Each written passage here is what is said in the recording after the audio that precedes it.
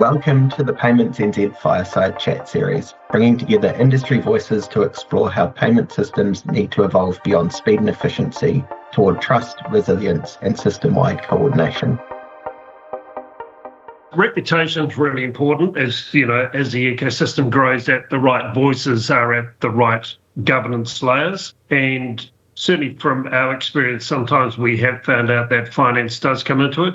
Organisations that either don't have the resource to participate in those levels or the funding to do so, but it's absolutely critical. So interoperability is the unsung hero, governance is as well. So all participants in there know what's expected of them, and they all have the opportunity to contribute to set up the rules of engagement for that ecosystem to function effectively. So really critical part we're seeing goes into play, the role of government and the role of industry in relation to that governance layer.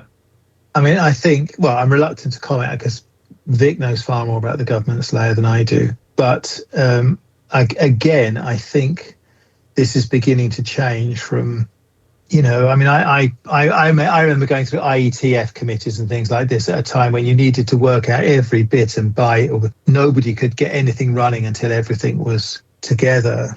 Now, I'm sure you can use AI to generate scheme rules. I mean, Visa has 11 million pages of them, or whatever it is, that have grown up over 50 years. Presumably, you can now just get an AI to do that in a few days and get it all sorted out. So I don't know. It seems to me like these things aren't the barriers that they used to be. Once you have the will and the coordination, Vic probably thinks I have rose-tinted glasses around this, but...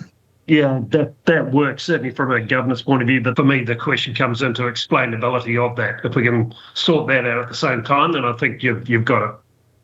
I agree with you entirely, and that's just because an AI can solve something on a technical level, it doesn't mean that you're going to have people accepting accountability and liability, and explainability is the missing part in that. So, if I'm holding you accountable for something and you're liable, you need to know exactly why.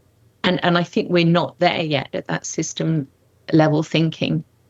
And I think one of the other things I'm reminded of as we talk about this, Dave, is, and probably Dave and I have kind of helpfully different perspectives on this, is whether you can hold a piece of software liable.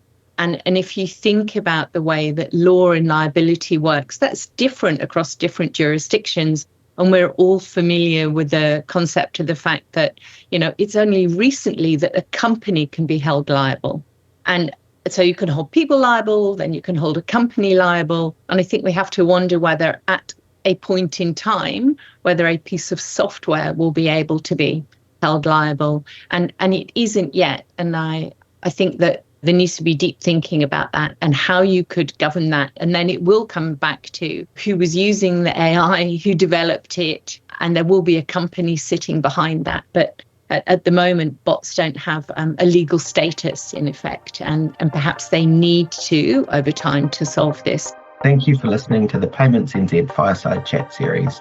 More conversations to come as we continue shaping the future of payments. If you want to hear more from us and global thought leaders in payments, check out our upcoming conference, The Point, 25th and 26th November in Auckland, Aotearoa, New Zealand.